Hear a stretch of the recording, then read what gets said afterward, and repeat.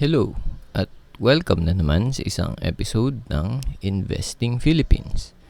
Ang topic natin ngayon ay isang topic na parating tinatanong sa akin. Ito yung kung paano daw ba makompute yung intrinsic value ng isang company.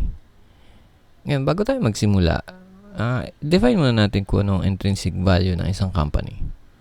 So, kung meron tayong stock price sa stock market na nakikita natin yung galaw ng price, ito yung isang way para malaman kung anong value ng isang company. Pero, meron ding isa pang value na dapat mong bigyan ng pansin. Ito yung intrinsic value. Ngayon, itong intrinsic value, ito yung totoong value ng isang company.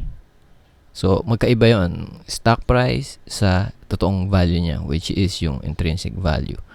Ngayon, itong intrinsic value na ito, hindi mo to nakikita. Walang chart na magbibigay sa nito. Pero, kung ilalagay mo to sa isang chart, pwede mong sabihin na hindi siya gaano ka-volatile tulad nung nakikita sa stock price. Dahil yung stock price ay yung psychology ng mga nagtitrade and mga nag-i-invest sa stock market.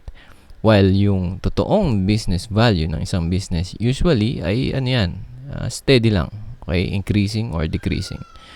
Ngayon, ang intrinsic value and pag-invest gamit ang intrinsic value ay ganito.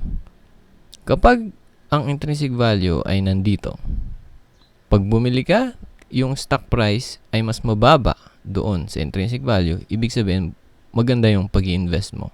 Ito yung tamang way. Kailangan yung stock price mas mababa sa intrinsic value. Ngayon, paano naman kapag mag-sell ka? Kailangan yung stock price di hamak na mas mataas doon sa intrinsic value ng isang company para maging maganda ang iyong mga profit. Ngayon, merong problema dyan. Yung intrinsic value, paano mo malalaman? Di ba? Kung alam mo lang kung paano malaman yung intrinsic value ng isang company, madali nang mag-invest di ba? Kasi yung stock price given naman yan sa stock market. Nakikita mo yan sa mga chart. Pero yung intrinsic value, paano mo siya malalaman?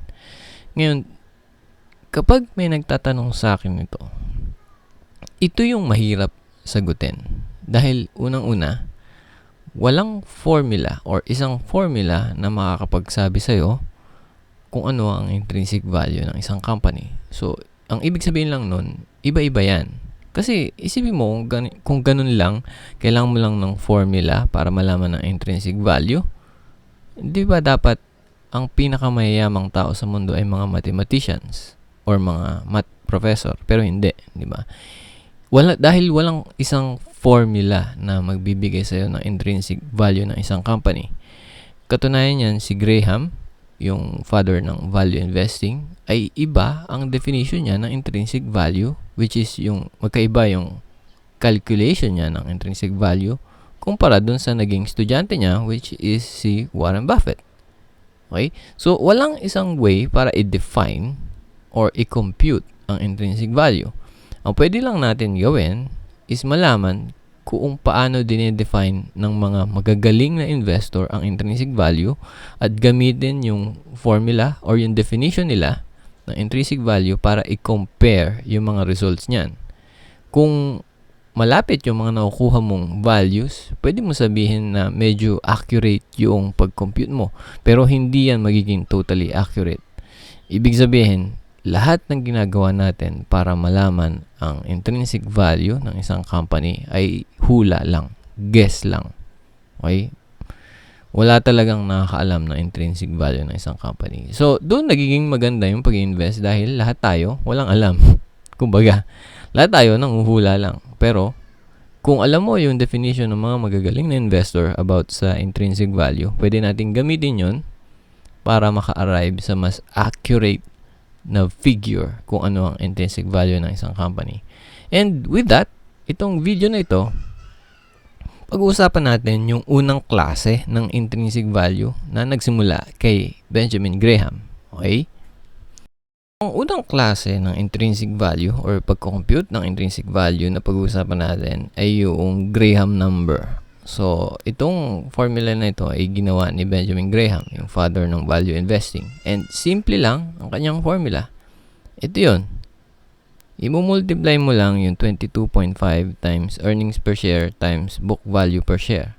So, earnings per share and book value per share, nagawan ko na yan ng video, di ba? Yung book value, merong free video dito sa YouTube channel. Yung earnings per share, merong video doon sa VIP sa website, sa How to Invest for Beginners. Ngayon, i-square root nyo lang yung product nyan. So, simpleng-simple, di ba? So, gawa tayo ng example. So, for example, itong RFM Foods, which is a publicly traded company na makikita natin sa Philippine Stock Exchange. Ang example dito is, meron daw na EPS value ang RFM na 0.30 and a book value of 3.2. Ngayon, para malaman natin yung Graham number, i-multiply lang natin yung 3.2 times 0.3, EPS yon, and 22.5.